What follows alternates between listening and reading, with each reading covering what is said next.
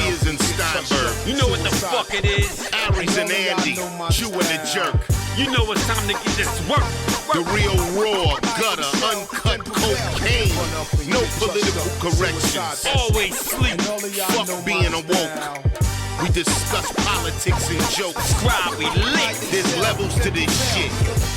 Before you was sucking on your mama's tit. Aries Spears don't give a fuck. We talk about race a lot, racism, Sexism. Much love to my loyal bitch bag holders. Rollers, clip loaders. We got them in the folders. The whole world on our shoulders. Spears and Steinberg. Yeah. This Steve comes to us from our field reporter, Frank Williams.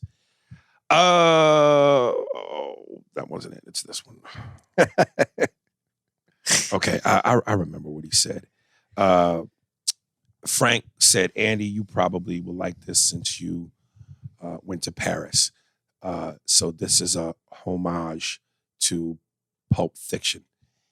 Andy, do you know what they call a McDonald's quarter pounder in Paris? A Royale with cheese. A Royale, Steve.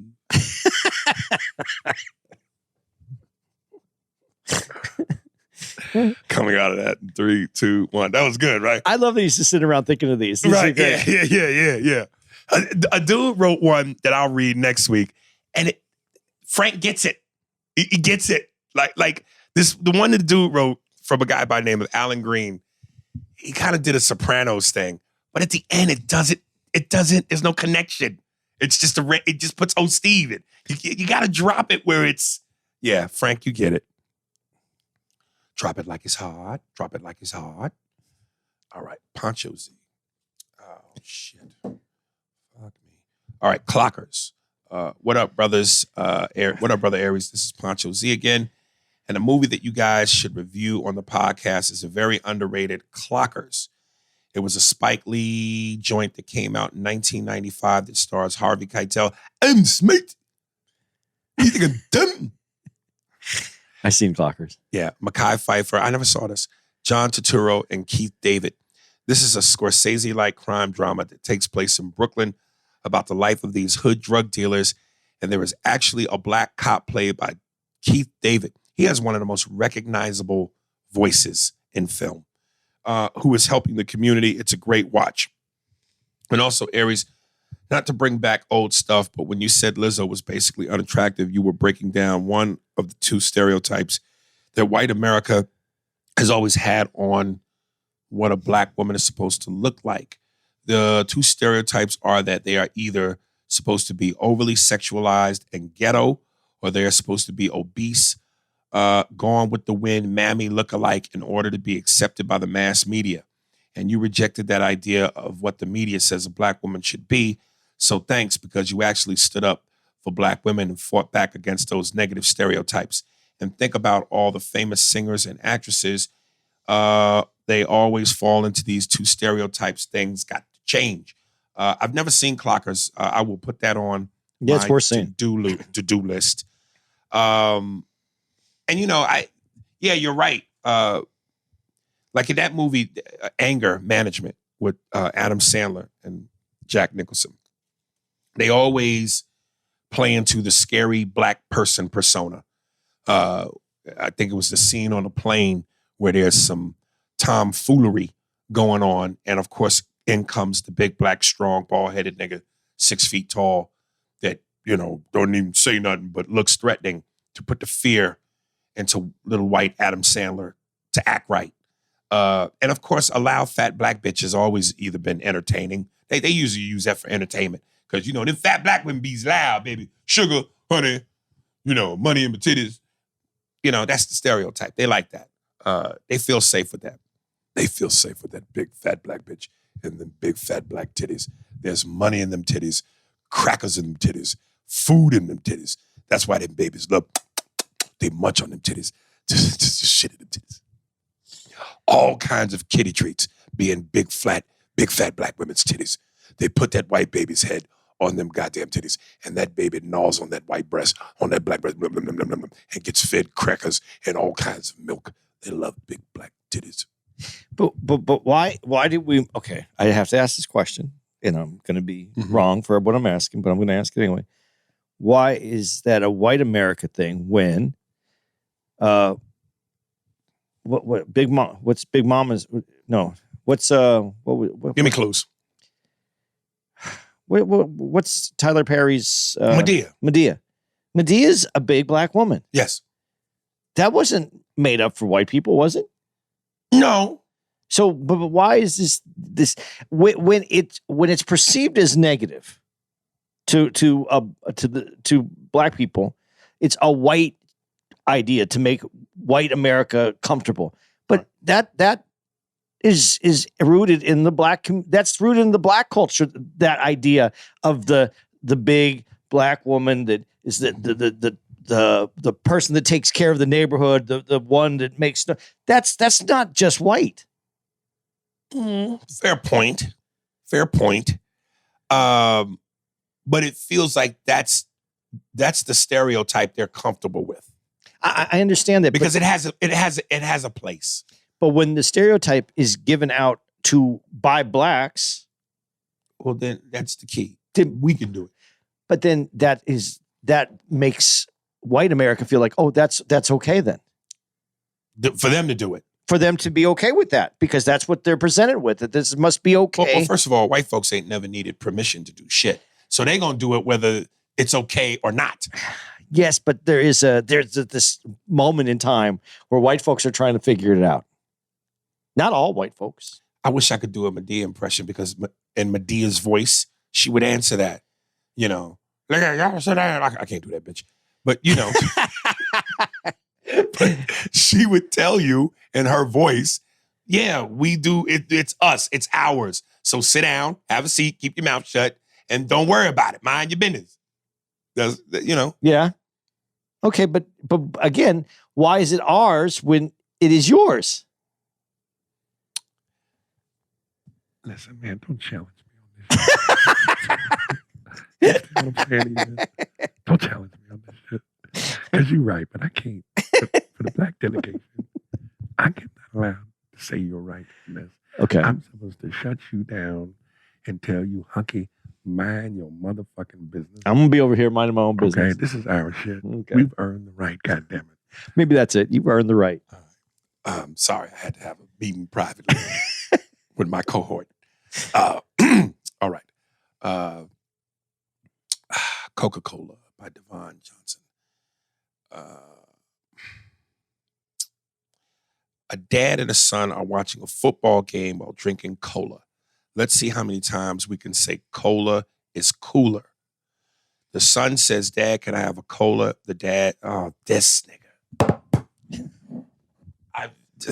It always takes me a second before I recognize who this is.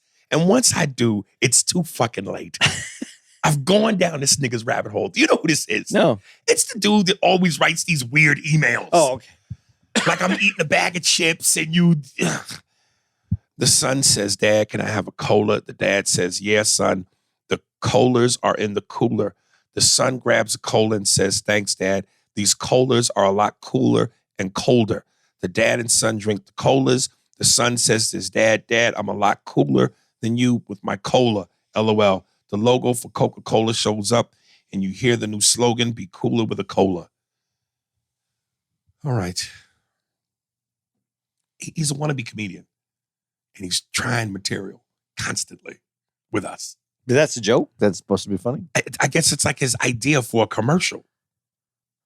For a Coca-Cola commercial. I think it would be a good Coca-Cola commercial. You think so? Like if it was done, it was just like that. No, but I understand the idea of it. Yes. Saying, yeah. How many times you say cola? Yeah.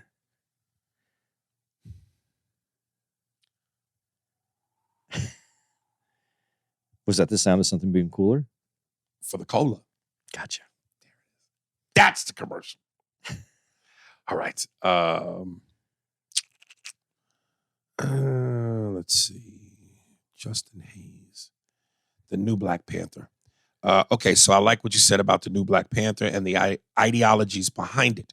And what I'm noticing about the new school Avengers is a lot of them are younger, which is interesting but scary because of the inexperience. Now, as far as the new Black Panther goes, Damson Idris, I think he'd be a great fit. And also, with all his quantum realm stuff going on, I think what they're ultimately going to end up doing is the same thing they did in Endgame before Tony perfected time travel. I think they're going to push time through I think they're going to push time through little Y halls to make him of age. And I'm eager to see how this Lang the Conqueror thing turns out. Sorry for the long email. I'm going to go back into hibernation. That's an interesting thought, though. I think Damdress is too skinny. He don't seem that much bigger in weight than Shuri. I liked, and I didn't like it when he did it, but I liked in Civil War, when we first got introduced to Black Panther. The suit was bulkier. And when they made the Black Panther movie, they almost toned it down to like skin tight. And I like the bulky suit, man. I wish they didn't change that.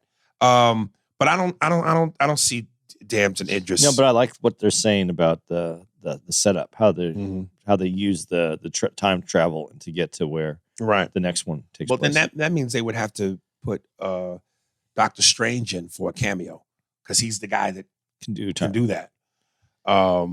Well, or Ant-Man, because he's the one who... Right. I heard Ant-Man gets killed in this next movie. Really? Yeah, I heard he dies. Yeah. Someone step on him? Yeah. I like Ant-Man. I know that it's whimsical to the rest of the series. So it's just kind of a fun... But they were able to tie it in to make the rest of the movies work. So I thought it was kind of cool. Paul Rudd seems nothing but likable. His personality... He seems like the next, of course, I'm going to forget his name. Who's the most likable person in the movies?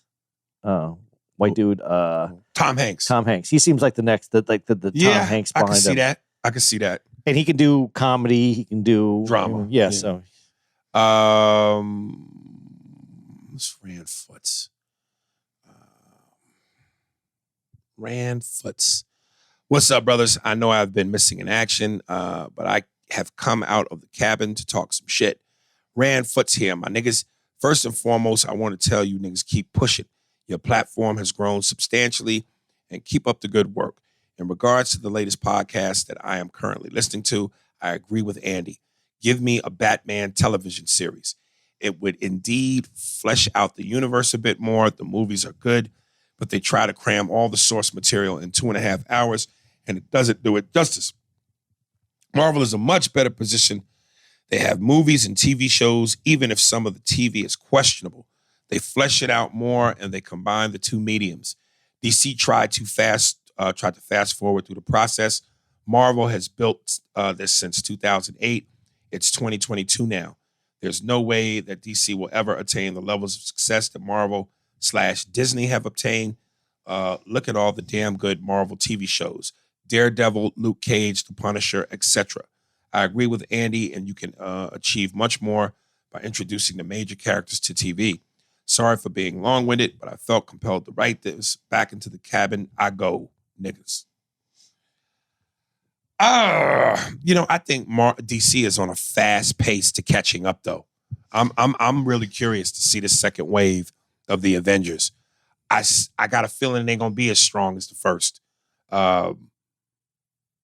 DC still has to prove itself with the new Superman movie. I still think they're going to give Ben Affleck a solo movie. We still have to see the Flash movie. Wonder Woman needs to make up for Wonder Woman 2 because that 84 shit was garbage. I'm still not a fan of the gay nightclub in the sea, Aquaman. And then when it all comes together, I also think that Cyborg should have his own movie. We got to have a Justice League 2. I want to see Justice League 2, Zack Snyder, with Shazam, with Green Lantern, the whole gang, with Martian Manhunter. That is when, you know what I mean? I know what you're saying, but you gotta look at what we're trying to say about having a series. Listen, one of the most successful series is Star Wars, and what they did, and I still can't believe that they've done this into the degree that they were able to take this. They have used the movies. Mm-hmm. They use cartoons. They use a cartoon series that talks about the whole Clone Wars, and that's a major part of it. And then they've done the series, the TV series. And Star Wars owns this idea of all these mediums put together to make this universe. And people aren't even pointing at that. They did this in a way where they're capturing everybody. And if you want to know about the Clone Wars so that you can understand some more of Star Wars, you got to go watch this cartoon. You have to watch the cartoon to know about the movie? To understand the Clone Wars. Yeah, it's in the cartoon. But it has everybody captured. So they're going to force niggas to be 8 years old?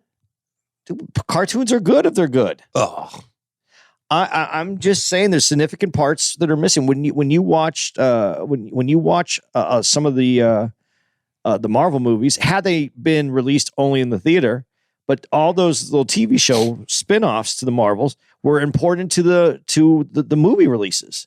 There is to get that synergy between all of them makes it so much stronger because you got information. Plus, you can't put out a movie. A movie takes longer to do a 2.5 hour movie. You can get these series turned out a little bit differently, and everything's condensed. I mean, it's not as elaborate, but people watch it and it's worthwhile. I really think that if you could get that series, you could connect so much more. I don't know. It just feels like anything explosion, action, loud noise, it's supposed to be seen on a major platform, a screen. But that you feel that way. But after COVID, it kind of changed. People went out and got a good screen. They got good sound systems. They're watching movies. They're streaming. It isn't the same. Even you go, I won't see this, but I'll wait till it comes out because you'll see it. I mean, a good action movie you want to see on the screen. I won't deny that. You want to see it, but some of the screens aren't that much bigger than your home TV anymore. I just want to get jacked off in the theater. Call Pee Wee Herman. That was I can't do it. I used to do it. I can't do it either. And listen, I've tried. I tried to watch Hawkeye on the series on Disney. Good series. Nah, after the third, I was done. Episode, I was done. I tried to do the Captain America Winter Soldier. I told you the dude, Kurt Russell's son, took me out of it. Yeah, but that was needed. There was some understanding in the upcoming. I'm not curious about She-Hulk. No, I can't watch that one. I tried to watch it. I did. I watched the first 2 episodes, and I was like, it's just too campy. The WandaVision.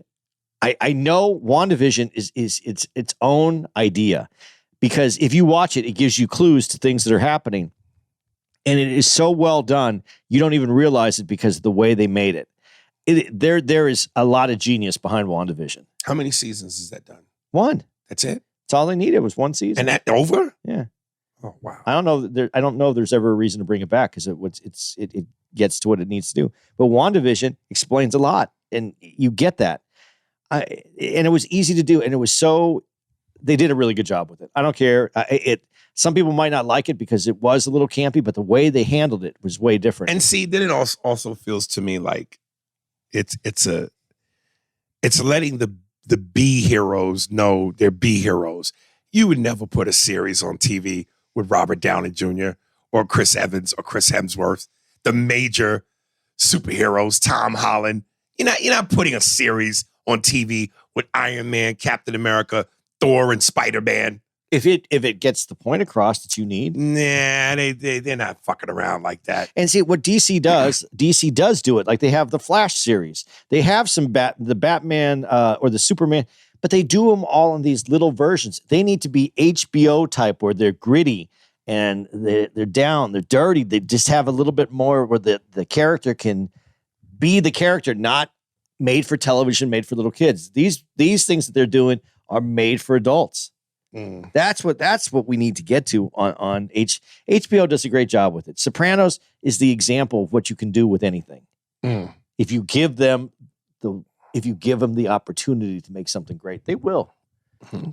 I think DC is prime. Speaking of which, that's how fucked up this business is, guys. I'm trying to tell you, when people think that we be lying. So HBO Max took Mad TV off because they didn't want to pay us. They took us off because they didn't, because, I was leading the charge. I'm like, you guys are showing the entire 14 seasons and we ain't receiving no fucking residuals. So, and I forget where we were. I think we were in Syracuse. And I bumped into a woman who used to live in LA, who used to be one of the top tier people at SAG-AFTRA. So I told her, and she was like, call me. I will get on the phone with X and Y and Z and make sure you guys get paid. And they said, rather than pay you motherfuckers, we will take it off the air. That's insane. And HBO owns it? Yeah. Well, David Salzman owns it, but, licensing and Yeah. you can sell some of it or sell whatever the rights or whatever. But then you have to pay. Yeah, you got to pay people, man. And they don't want to pay. Yeah. Someone else will pick it up then? If they want to. Did it get released as a DVD? Some episodes, yeah. Did you get paid for the DVDs? I don't think so. I'm telling you, this is some cricket shit, man. People don't want to pay you. And it's crazy. These are people with money. Yeah, but that's how they got it. HBO's got money. It's HBO. Yeah. Oh, that's crazy. I don't know if I ever said it. When Jon Stewart, I think I might have said this, when Jon Stewart was on the Mark Twain thing with Dave Chappelle, he said he made some joke where he goes, something, something, something. And then we found out Dave got $50 million for the Chappelle show. And we were all blown away because we were like, Comedy Central's got $50 million? Like, we can't even get snacks on the Daily Show. So I know he was joking, but he's serious. Yeah. That's crazy. Before we go on, though, and we're talking about the industry, I feel bad because this is our second episode that we've been recording today.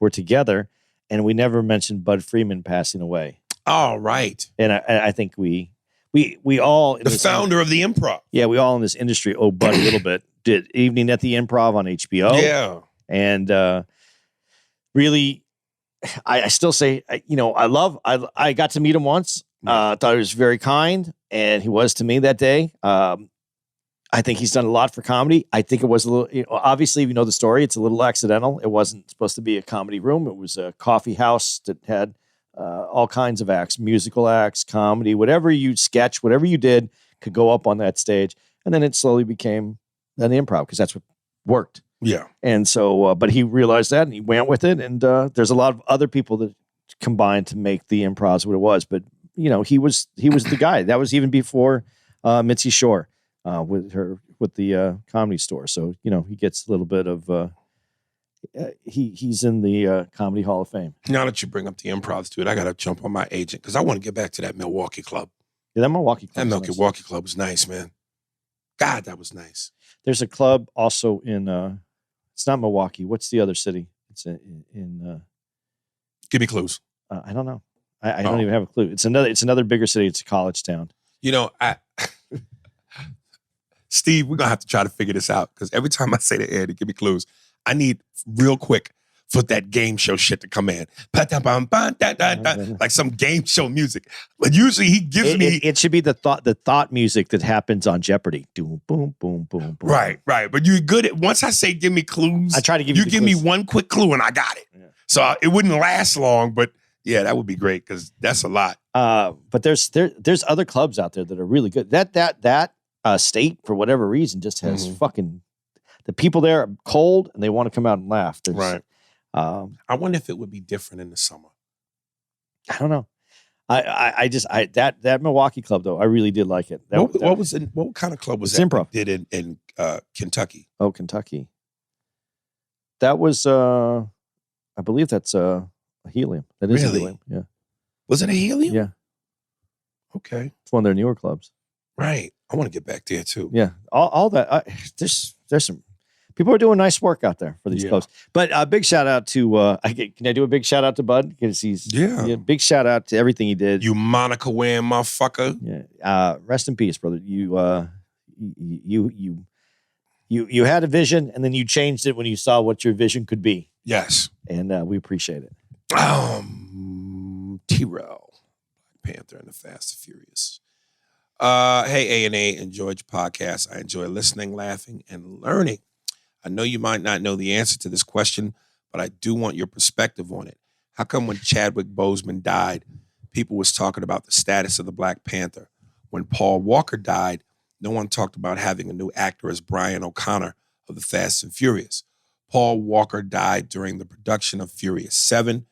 Please correct me if I'm wrong, but the character was in or mentioned in 8 or 9. I just want to hear your take on it. Keep up the laughs and the great work. Well, for 2 reasons. Number one, I don't know that the Fast and Furious franchise is a cult like the MCU. That's a fraternity. That's major with people. You see it at the Comic Cons. People dress like the characters. That thing, and I know people might get mad at me using the word cult, but I'm saying they take that shit. For a long time, I didn't even know what MCU stood for. You know, I mean, that's why I say I'm into this, but I'm not into it. Was it a Marvel comic universe? Yeah. So there's the DCU, there's the MCU. That's how serious this is. I don't know that the Fast and franchise is that big a deal to people. And then number 2, FFU. Fast Furious University. You just made that up. Universe, right? Yeah. That's right. I like saying FFU. Oh, okay. I thought it was for fuck fat unicorns.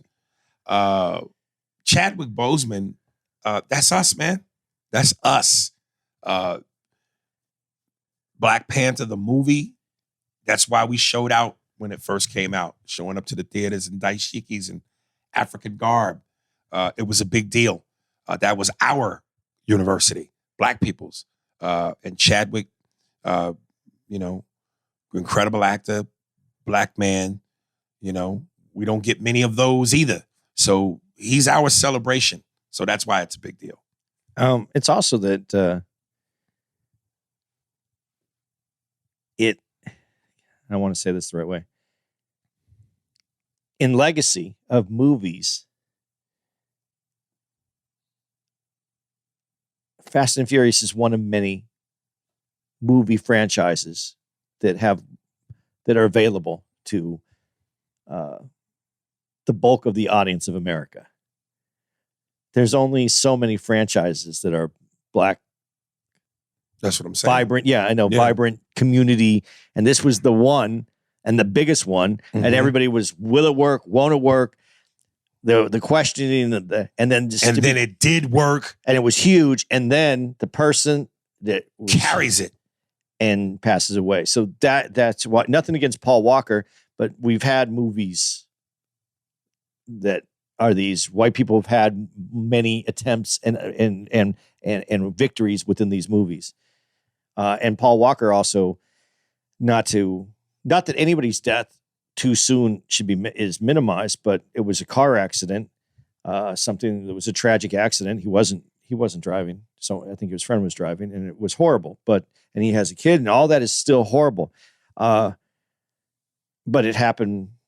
Whatever the tragedy is, it's reckless. Chadwick Boseman was just living a life, and it was cut short by an illness. And not cut short is cut short. So I'm not minimizing one to the other, but the tragedy in that was there was nothing that could have been done, prevented the way that it happened. An accident is different, where you can. It recovers differently. Dude, I was watching something on TV about a week ago, and where they said something that I didn't know. I know that Chadwick was visiting kids in hospitals with cancer, but he told this story of 2 particular boys who were dying of cancer, and he made arrangements for them to attend the premiere and see the movie when the first Black Panther came out. I just got so mad. Like, give me a break, man. The horrible irony of that. He's taking care of kids with cancer who are on their deathbed, facing their last days, granting them their wishes. And how does he die?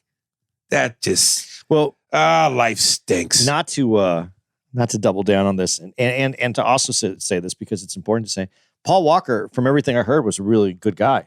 Right. A really good guy. And Chadwick Boseman, very good guy. Why can't we get some of the bad guys?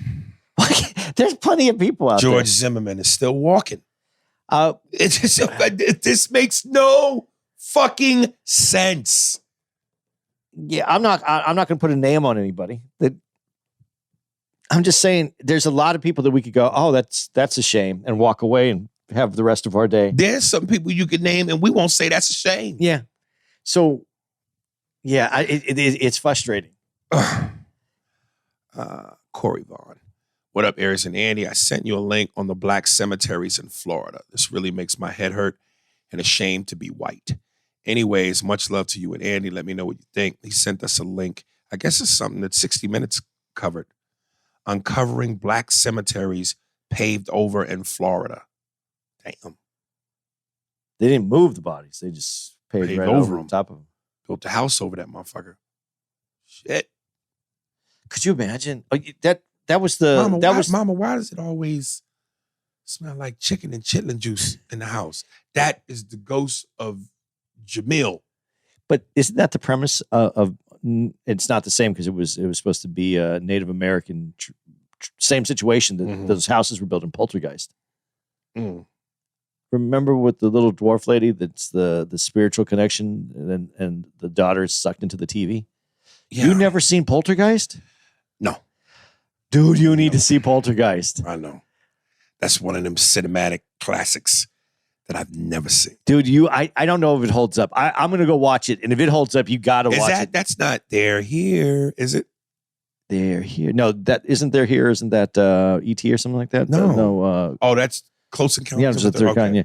No, this is the one where the little girl gets sucked into the TV, and she's in another dimension with these. They built this whole new home track over Native American burial ground, but no one knew that. No, the people who were buying the house didn't know that, Right.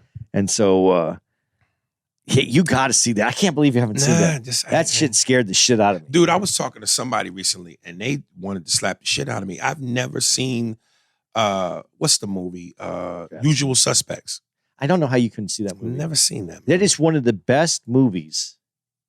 Honestly, it's one of the best movies. And everybody in there, their part is great. No matter how many lines they have, everyone contributes to that movie to make it great. Right.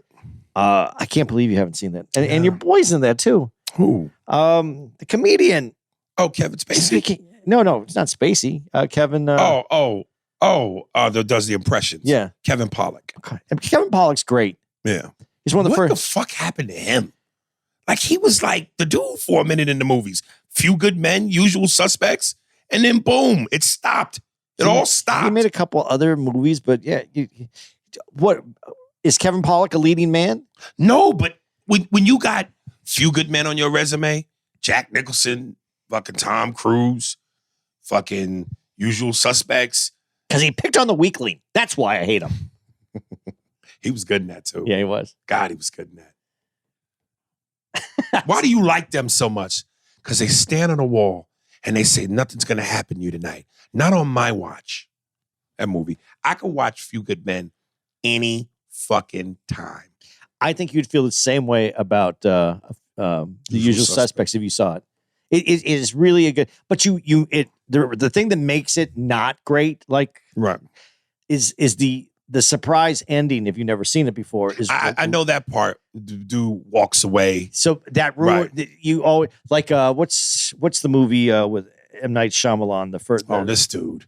I See Dead People. Yeah, that one. Yeah, that once you know the twist to it, it's hard. It isn't as great to watch, and that's kind of the thing I think that hurts the Few Good Men. I think M. Night Shyamalan.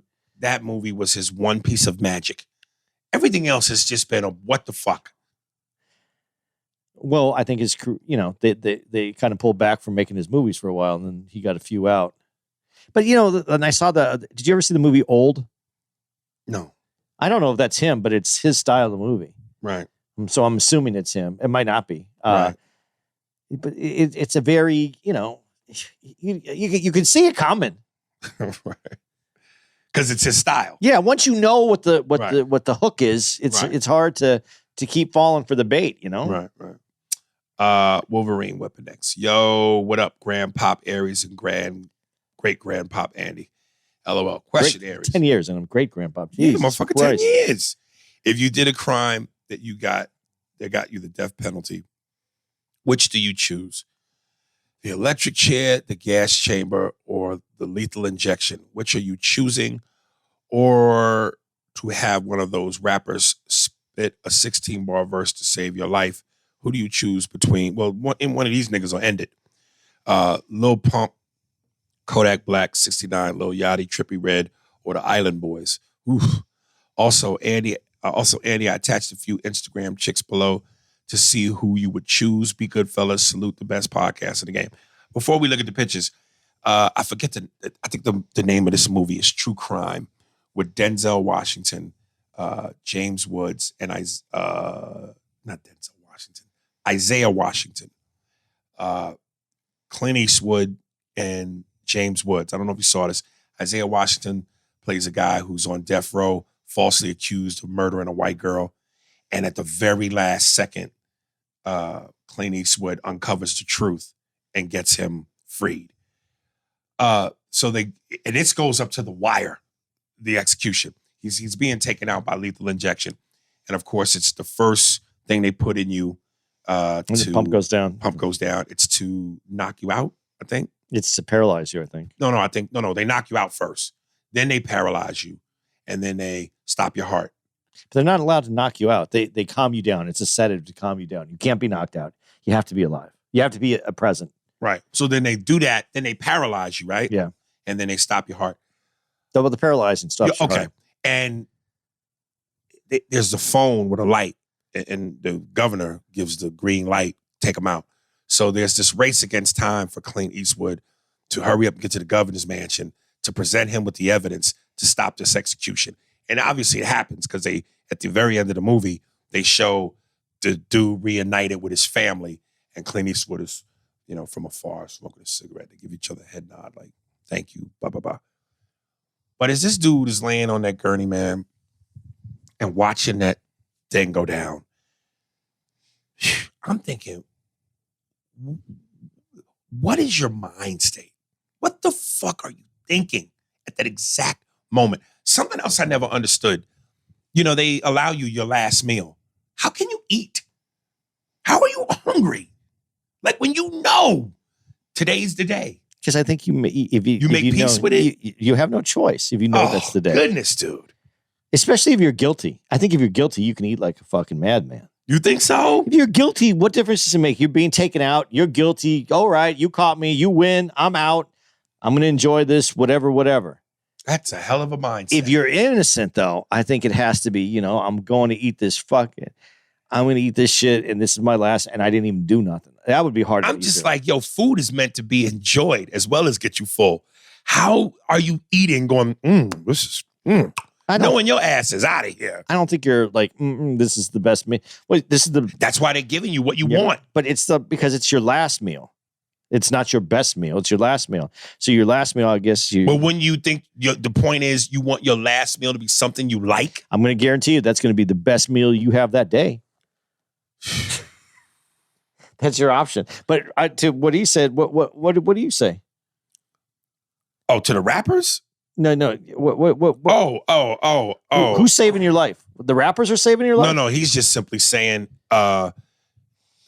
one of these rappers, one of the rappers, you have to listen to them spit 16 bars to save your life. And that's why I said it don't matter. Them niggas will kill me having to listen to that shit. Well, that's what I have an answer to this. Who? Though. No, I know. I'm going to take, did he say firing squad? Was that in there? Yes, he said, no, he didn't. He said electric chair, gas chamber, or lethal injection. Firing squad. I need a firing squad added to that. You want to feel them bullets hit you? You don't feel it. You're out. They have marksmen. They hit you in the heart. You're dead. The last thing I want to do is be on that gurney, and then they strap you down. Now you're strapped down. You can't move. They're going to do that, and you feel yourself being paralyzed. But besides that, have you ever been in a hospital? Have you ever been sick and you had to be in a hospital or had a surgery? Overnight? Yeah. No. Dude, the smell of a hospital, the antiseptic, the everything about it, it's not. No, I don't want that. That's the last. That's the last one. Gas chamber, you suffer from the gas. You see it coming. It slowly kills you. The electric chair doesn't always work. They have to zap you up a few times. So give me the fucking bullet. But here's how I want it. I want my bars by the Island Boys. And then I want to just yell, please shoot me. And then it's over. Island boy. I'm just an island boy. Please shoot me. That's what I want. What if you threw hanging in there? I don't want to be hung either, man. That's going to hurt, right? and you feel, I guess if they hang you right, the idea of it is the rope's long enough and the fall's long enough that it snaps your neck and kills you immediately. But that doesn't always happen. Ugh. And if it doesn't happen, you're sitting there with your broken neck, choking to death, waiting to die. That's why I'm saying the bullet is the most. And from what I understand, here's how it's supposed to work. I don't know if this is how it really works, but this is what I'm told. Everybody gets a bullet, but you're not supposed to know who kills who's going to kill the person. So this is what I heard. I don't know if it's true, but this is how I heard it works.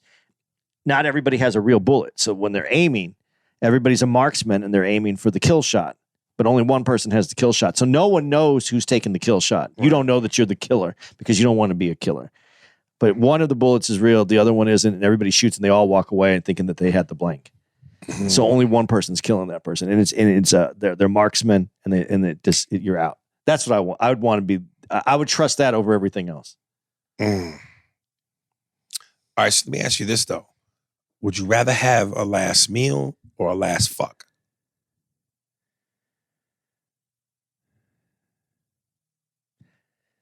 I know I'm really thinking. You know how you said I don't know if I could eat. You know, I was thinking that. Like, I don't know if my dick could get hard. Yeah, knowing I'm about to die. Yeah. Damn. Do I have to talk to the person? No. If I didn't have to talk to the person, Right. I want a blowjob through the wall. I want a peeky hole. I want to make sure it's a girl on the other side. They should kill you while you getting your last fuck. Like if you strapped in the electric in the lethal injection, she's blowing. But then if you get paralyzed, well, your dick ain't gonna work. It's gonna get flat. It's gonna go soft. Unless it's paralyzed and the restriction just keeps it hard. It's just right. Yeah, let's move on.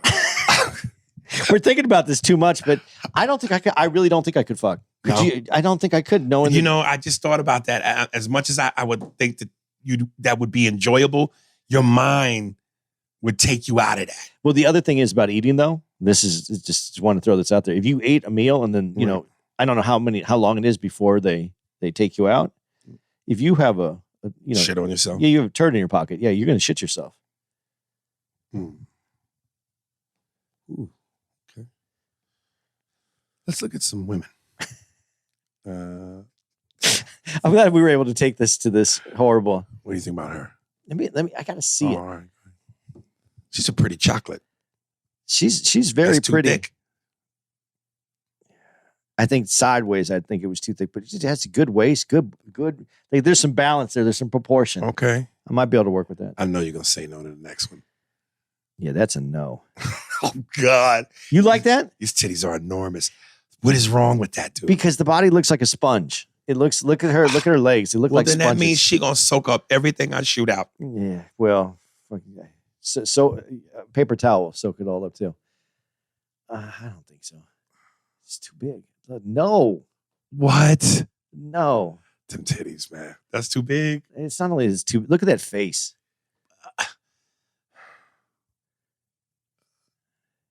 Man, this is a lot of no's. No. Yeah, there's something interesting about that, but I need to see another picture. You are cruel. You are fucking. I have a specific. I am very specific. Like Patrice said, man, you also, man, dude, nigga. You dude. You a dude, man. Dude code. Don't turn that down.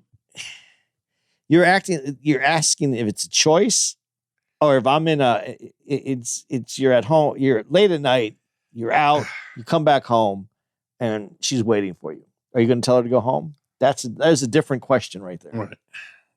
Okay. This one might be kind of dated, but religion episode. Hey guys, my name is Xavier Rodriguez.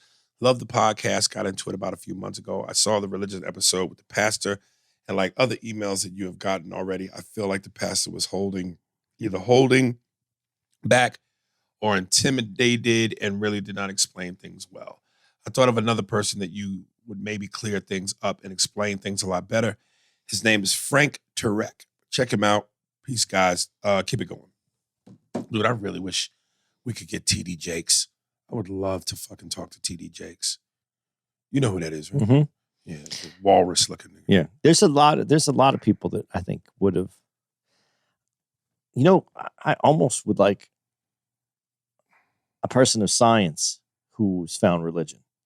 A person of science? Science, because science and religion don't always connect. Mm-hmm. But I think a person of science who has religious faith would really put it in a better perspective that more people could understand. Okay. I want somebody who we can bounce back and forth with and give me some solid back and forth.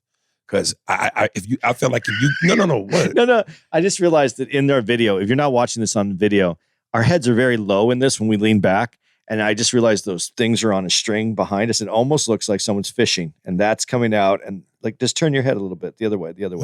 Look like, hey, you're going for that bait right there. Oh, I see it. Yeah.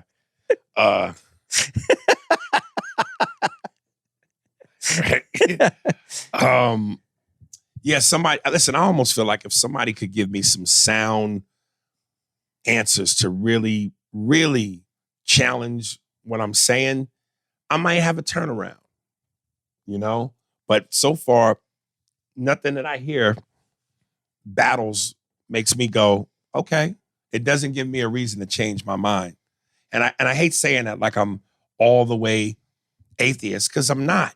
There's a part of me that believes Tiny Tim. I don't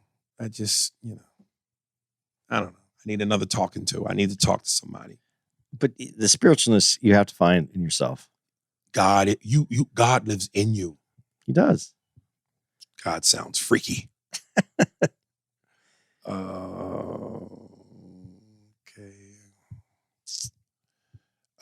Angel X Santana. Yes, I didn't proofread one of my emails. $10, a lot of money. Anyway, tell whoever wrote in saying, is the doctor Stan? No, I am Stan, stalking people in the shadows. But I was saying they're going to make another Friday the 13th movie or TV series. I wonder if you give a fuck. Even though I know a lot of people love movies like that, they just keep it on the low, fronting. But I don't give a fuck. I'm always honest. That's why I rub people in the wrong way, not just choking them in the dark. Just so you know, guys, there's a lot of emojis, laugh emojis sprinkled in this.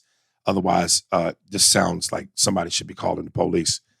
I love movies like that. That's how I know how to stalk. Just kidding. Maybe love your even Andy. Love your even Andy. I know he don't like me. I don't give a fuck. P.S. All love to Spears and Steinberg. I know who that is. It's not that I dislike him. He's the one who always sends us some emails where he goes off on you or me, and then he Kanye's a little on us. Yeah. Yeah. These emails always feel like they're being written by somebody who's in the penitentiary. I'm sure he's a good dude. I'm sure deep down he's a good dude, but I read his emails. I just don't respond to him because he's every once in a while he'll just get, he gets in there calling us names and stuff. It's I don't understand. We were good 2 minutes ago. And then I think something's a little wrong with him, to be honest with you. I think you're giving him too much credit. But that could just be me. Let me see something. It's not like I blocked anybody. You what? It's not like I blocked them or anything. Oh, well, I thought you said almost like blacklisted. No. Oh. Okay, let me see. All right. Waifu Guru TV, my first open mic part 2. Sup, Aries? I went down to my second open mic like a bright-eyed blonde boy on his first day of Catholic school. The audience was thick and lively. Then the show started, and at the first 4 acts out of 24 were lively. God damn, 24 acts. Right after that shit hit the fan, but the audience was stuck through it, waiting for that one good act. That's the beauty of comedy. And 2 black guys went on before me. The first I saw him perform before he literally started to call people's children retarded with no context. What are you laughing? Because I've been in open mics and I've seen people try and think, I'm going to get him with this retarded thing. Right? With no context or premise. Well, that doesn't help. I thought I was in the Twilight Zone. This dude was throwing like Tom Brady versus someone who didn't pay him for permission to win a Super Bowl. Then the next one was just awful. Boston accent. After a few more washes, I was performing in front of a handful of comedians and a few audience members. I got no laughs, let's be real, but I recited my material clearly. Don't get me wrong, I got laughs, but not the gut-wrenching people passed out on the floor. That's what I want. That's why I'm in the game, baby. But I believe this just opens up bigger chances for me. Wait until next week. I'm going to slay. I'll let you know how it goes. P.S. I've been catching up on the podcast. I know you just got Andy over there bringing the opposing argument because ain't nobody that white when it comes down to some of the subject matter addressed. Stay up, stay strong, token, because I be smoking. Yeah, I hope it's going well for you, man. I don't understand what he said about me, though. No? No. Let me see if I can. P.S. I've been catching on the podcast. I know you just got Andy over there bringing the opposing argument because ain't nobody that white when it comes down to some of the subject matters addressed. Yeah, unfortunately, I'm that white, dude. Oh, I don't pull back anything. yeah, I don't think that's going to change. Yeah, it's however you want to interpret it. So when I'm agreeing with Aries, am I still white? Or Well, he said I have you here for the opposing side. Right. Yeah. Oh, okay. Yeah, I guess. All right. I'm not opposed to being on the opposing side. Yeah. Okay. So you get diverse ideas. I'm gonna read one more. Terrence Lowe. Let me see. You know what? I don't even consider my ideas or stuff that white, because I know what white, the white ideas that people are talking about, like white, like the supreme leader ideas, the supreme leader. I don't. There's nothing that I subscribe to that would put me there. But why? I think at times you're very knowledgeable and into shit that's black and you know shit. But then other times, the purity of your whiteness comes through on certain times. It feels like drastic. You because it sounds like this is really like he's going somewhere. Wait a minute. Yep. There Okay, you go. okay. There you go. All right. It's like you should be like one of them little kids that the parents have on them leashes. And when you go too far, reel you back in. Terrence Lowe, the origins of mac and cheese and America's food. What's up, Aries and GTA? Andy, longtime listener, first time emailing. I'm listening to the email episode. You asked, why is mac and cheese a black food? A lot of the food we consume in America is heavily influenced by the African slaves. James Hemings, a chef slave of Thomas Jefferson, is responsible for mac and cheese. Thomas Jefferson took James to Paris with him, where he was trained in the French style of cooking. James then became America's first French-trained chef. It is believed that Thomas Jefferson's wife's cookbook was actually the recipes of James Hemings. Fried chicken was originally a Scottish thing. No way. Huh. Oh, you want some on your chicken? It's a little bit fried. You like it? All right. Many of the Scottish people settled in the South and introduced it to the enslaved Africans. The fried chicken we have come to love today is because of the enslaved Africans. Oh, okay. So they used the spices brought from West Africa to create what is fried chicken today. You guys need to check out High on the Hog, How African-American Cuisine Transformed America on Netflix. The podcast is dope. You two are hilarious. You'll be hearing more from me, T-Lo. I know you know stuff about food. Yeah. You knew that? Yeah. Fried chicken? Yeah, I actually knew this because I might have seen the podcast he's talking about, but I knew that where it came from. But it's a different kind of fried chicken. It's gotta be. Well, like he's talking about the seasonings, the way it was done. It was different. Of course, it was influenced. But this is the fun thing about food. First of all, when you study when all these people right now, we're talking a lot about culture all over the world, but food is the consistent thing about culture because you can really see a lot about culture by the food. But what's interesting, and I'm going to use the word peasant food, and we could say enslaved people food. We can say all this, but the food that comes out of the poor community is usually what gets adapted and brought into a higher end food. Like, first of all, Sonora Mexican food is not Mexico City's food. Mexico City's food is gourmet food, complicated, has French styles in it. The stuff that we eat here, tacos and all that stuff that we love, Right. that's peasant food, man. And when you say peasant, you mean for poor people. Poor people, burritos, stuff like all that stuff, all Man, that refried shit tastes beans. good, man. Being poor tastes good. Poor people figure out how to work with what they have. And that's what makes these culinary things happen. Slaves had to work with what they had. And they weren't given the best parts of the meat. Mm. And they turned, turned lemons to lemonade when you figure out how to make something out of nothing. And that's the culinary tricks. That's what makes things great.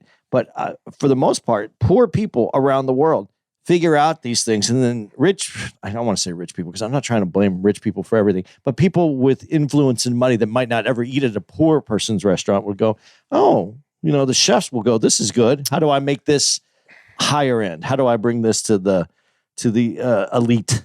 Some of what's considered rich, elite, expensive grub is the shit that don't take. Well, you either have to have a real particular taste for it, or it's not very appealing. Like caviar, that's expensive. Well, and it's also It's fish eggs. Ugh. You have to learn to like caviar. Caviar, you don't just come and go, caviar is good, I like this. No, usually it's an acquired taste. You have to taste it a few times and then you get it. And when you add it to certain things and the salt and everything, but that popping sound when you eat them in, I have a hard time with that. You don't like that? I don't like that popping sound, but I've had caviar and a few things that actually made the dish taste better.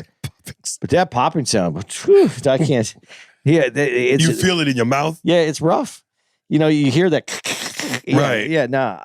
And it's, when you eat something in your head, it's, a lot louder. So you hear that. Right. So I've never done caviar. You never had like fish eggs on fish roe on sushi or anything? Nah, yo. That's where you take, that's the easiest place, fish roe. The eggs come, that's where like birth, right? Yeah. Like the fish giving birth. Well, you eat eggs though, don't you? To crack an egg and have an egg? Yeah, but you scramble that motherfucker, put salt, cheese on it, ketchup. You know what it tastes like? It tastes very salty. So if you like salt on your food, it's a different texture, but it's salty. Is it slimy? No, not the smaller the egg, the less slimy it is. But as it gets bigger, there's a little texture to it, just like in anything that's like that. But it's funny because you said that's like, so you don't have a lot of money for fish eggs, but I don't know if when you're poor, you figure it out because you know what it is too. If you're working with things that aren't great, you season them because you want to change the taste. And so that's really where poor people come in and really change food, is because it's the seasonings that happen. Because you're working with not a high quality product and you need to change the flavor. Is escargot considered expensive? Yeah, because you See, used that's to have what I'm to harvest. talking Have you about. ever had it though? No, snails, nigga. I can't eat it now because I had one that was just too chewy and it Ooh. grossed me out. But I used to go to this restaurant and they had me try it, and I'll try it. And they did it with this garlic and this garlic butter, and they seasoned it really well. And when you have it, it was delicious. But I can't eat them anymore. Have you ever had haggis? No. You know what that is? Yeah. Oh goodness. I couldn't imagine eating that. All that kind of food that like with poor British people, like the people that ate that food is bad in the first place. The Right. good food's bad. So the Right. bad food. Dude, I think you said this to me before. When you think of cuisine and you go Chinese, Italian, Indian, Mexican, what is considered American cuisine? Because I would say hamburgers and hot dogs, but that's German, right? Well, no. Okay. Our hot dogs are different than German hot dogs. Our beer is different than German beer. And our hamburgers I think are pretty American. That's an So a American. hamburger Yeah. is right. But Hot dog, is that considered an American staple? sausages were very, German. I guess the idea of sausage was German, but a hot dog is made complete. An American hot dog is a different. It's a different kind of vitamin. It's gross, but it's delicious. What's in it? It's just It's all the stuff that you wouldn't eat. Really? Yeah, it's the stuff that you don't. They grind it up Like chicken nuts or something. Whatever they're not going to use gets ground up and put in there. Oh my God. Pig snout. Really? Yeah. If you ever see it being cooked, it's just this. See, that's why some of y'all niggas kill me with the, man, don't fuck with that pork. Half the time, y'all don't even know y'all eating pork. You know, I heard in a lot of Italian cooking, sauces, there's pork, right? There's a lot of pork. Yeah, y'all niggas are hilarious, man. You fake woke niggas. No, but you're not. Pork isn't the best for you. Okay, but what I'm saying is to them brothers who be on that, man, don't fuck with that swine. You motherfuckers is eating all kind of pasta and fucking hot dogs. It's not always in it, but they like to use But pork. they don't know what's not in it. They like to blend meats in Italian food. Like meatballs are very much, they like to blend beef and pork together to make a meatball. Because the pork takes on that spicier, takes on more flavor. Right. I prefer just a beef meatball. Like I'm not a pork fan, but I'm telling you, say what you want. You can't beat bacon. Hey, man. You really can't. A good bacon. Right. Good luck. There was a funny clip. Shannon Sharp and Skip Bayless was talking about bacon, and Shannon Sharp's a Southern boy, so he was talking about how good bacon is, and Skip Bayless is all into fitness. He said, "Man, you can't eat bacon. That's fried fat." He goes, "Well, why would you put that in your body?" And then Shannon Sharp goes, "I eat everything on the hog except the squeal."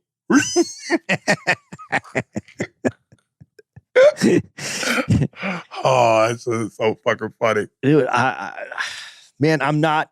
I'll tell you, I like sausage too. Like when I went to Italy, man, sausage. Man, sausage, it's good. Man, listen, ain't nothing like a great Italian sausage sandwich. When they would do those Italian fairs, in New York and New Jersey, and they shut the streets down and they cooked them motherfucking Italian sausage with the hoagie roll and the sausage and the peppers and the onions. Oh my God! If you get an Italian beef and add an Italian sausage to the Italian beef, that's the sandwich. Jeez. But you could just have the Italian beef. That's good too. But I'm just like, you gotta get the real fucking Italian beef. Straight fucking sausages. I fucking talked to Artie about this the other day. You get the good fucking Italian beef with the meat. You put it together with the sausage and the peppers and the onions and a good gravy. It's fucking incredible. It's amazing. I'm not even a big pepperoni fan, but the place that's close by me that I get our pizzas from, we'll order a pepperoni every now and then because they got little teeny pepperonis. They're only like not even about an inch, the pepperoni. And they curl up when the heat hits the cups. And then it gets that really crisp edge. Yes. Dude, you can't. Come on. Man, who you telling that? And to them hardcore Italians that don't like blacks, they, especially when they know the brothers is Muslims, they purposely cook with the pork. It's strategic. You think that's what it is? No, it is, because I asked one of them Italian cooks, why do y'all put that in the food? They say, no niggas in here. That keeps the niggas out the restaurant. We got to go. Yeah, we do. All right, man, where we're going to be. We are going to be in. Here we go. December 22nd. Club Bea. Is it Bea? A club, yeah. It's whatever you say it is. Whatever, bro. It's going to be in Los Angeles, December 22nd. Aries there. It's comedy. It's music. It's a sensation for the senses. I started to laugh because when you started to say whatever, and you said something with a B, I just thought it would have been so funny if you'd have went, whatever, black boy. Those words came out of my mouth, I would punch my fucking self. Let's see. Then December 29th to the 31st. The 31st, obviously, is the New Year's Eve show. We're going to be at Magoobies. In Baltimore. Then, 2023. Happy New Year. January 5th through the 8th, we're going to be at Helium, Buffalo, New York. January 12th through the 15th, we're going to be at Helium in St. Louis, Missouri. January 27th to the 28th, Toledo Funny Bone in Ohio. Yeah. February 24th to the 25th at the Improv in Denver, Colorado. And March 4th, and I'm sure we're going to get some other dates in here, March 3rd through the 4th, Cincinnati Funny Bone in Liberty Township, Pennsylvania, which is Cincinnati. So, or it's not Cincinnati, it's next to Cincinnati. There you go. All right, this is Jinx TO3. He sent links instead of what he was told to do. Anyway, I don't even know the name of the song he sent to. Steve, pick one. We out here, yo. Spears and Steinberg. Thanks for listening to the Spears and Steinberg podcast. If you'd like to know who's responsible for this shit, it was hosted by Ari Spears and Andy Steinberg, produced by Steve Merrick and Anthony Holmes, executive producer, Big Papa, Robert Kelly, and Matt Kleinschmidt for the Laugh Button podcast. For more information on where to find us on the internet, visit SpearsburgPod.com.